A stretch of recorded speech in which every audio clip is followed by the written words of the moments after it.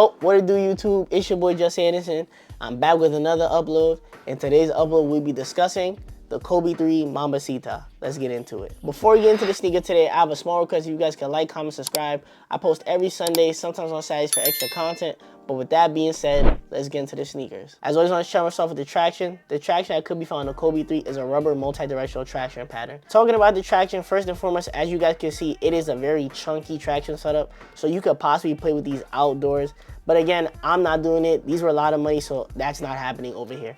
With that being said, when I did play in the shoe, I had excellent court feel, excellent grip. I had no problem, not a lot of slippage. I just wiped occasionally when I felt like I needed to wipe. But for the most part, the traction held up well, and I really did enjoy playing in this shoe. Therefore, I'd rate the traction at 8.5 to a 9 out of 10. Next, we're gonna talk about the materials. The materials that could be found on the Kobe 3s is synthetic overlays and mesh. Talking about the materials, obviously, yes, it is a basic combination. Most shoes have this, and I understand it, but it did feel good. I did enjoy it for the most part. Obviously, the toe cap is a little bit glossy, and at first, I was a little bit skeptical because it did feel weird when I first played in the shoe. But as time went on, I felt perfectly fine in the shoes. The materials were breathable. The shoe wasn't as heavy as I thought it would be because it does feel like, you know, a little heavy when you first do get the shoe. But for the most part, it was cool. I had fun. It was pretty lightweight for the most part, and I did enjoy playing in the shoe. If I had to rate the materials, I rate it 8 out of 10. It is nothing groundbreaking, therefore, I'm comfortable at that rating for this shoe. Next on the Kobe 3s, we'll talk about the cushion. The cushion that could be found on the Kobe 3s is a full-length Zoom Strobel and a cushion on midsole. Talking about the cushion, one thing I wish Nike would stop doing is gluing the shoes down. I hate it. I hate that they glue the cushion down into the shoe. It is really annoying. Not only that, the break-in time was definitely noticeable. My feet was 100% hurting me. But you could use moving game days. That's what I did. Because, like, I'm not gonna lie to you, I can't do the foot pain thing. But when I did use the cushion setup that came with the shoe, it did break in, but it took some time for it to just feel comfortable on my foot.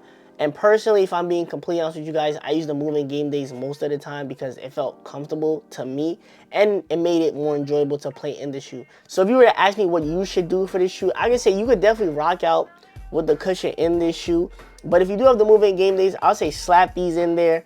Do not, you know, let this shoe cushion like glue down because then you'll definitely be cruised, and you know, have a fun time. I just rather the moving game days personally.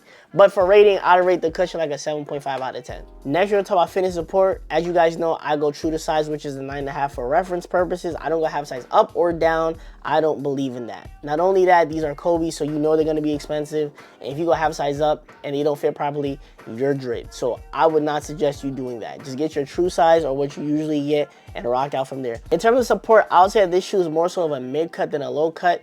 I know they said low top, but it just don't feel that way to me personally. Not only that, it did hold my foot, you know, securely. I had fun. I didn't feel like I was gonna slip out the shoe. There was no heel slippage. I never turned my ankle a certain type of way and felt like, oh, I'm not secure. So for the most part, the support and the fit did feel good when I was playing in the shoe. My personal opinion on the Kobe 3s is that they actually blew my mind. I actually feel like they might be my top 5 favorite Kobe's to play in. As you guys know, the Kobe 6s are like basically the god tier version of all of Kobe shoes. But I like these definitely more than the 5s. I don't think I'm gonna like them more than the 4s.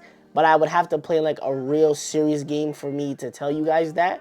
But for the most part, if I had to like rank it in terms of Kobe's, I would say at number 1 is the Kobe 6. At the bottom is definitely Kobe 5s. And at like the 3rd spot is the Kobe 3s. And at the 2nd spot is the Kobe 4s. That's just my personal order from, you know, just playing in each shoe. And that's just it for real. I really do enjoy these shoes. And I feel like if you can get a pair, definitely get a pair and just rock out, have fun. All right, with that being said, this is the end of today's video. I want to say thank you guys for tuning into another upload. I also want to say thank you guys for getting me to 4K subscribers. Like, but by the time I got to 3K, we blitzed through that and went to 4K. So, hey, I appreciate you guys. Not only that, I do have a question. Would you guys want me to try reps? Let me know. I'm always willing to just grow my channel. So if you want me to try some reps and see how they feel compared to, like, I guess you could say not OG Kobe's, but Pro Tro Kobe's from Nike, you know, the website or the sneakers app, whatever, I definitely would try those. But with that being said, it's your boy Just Anderson. Thank you for tuning in to another upload, family, and I'm going to see you on the next one. Peace.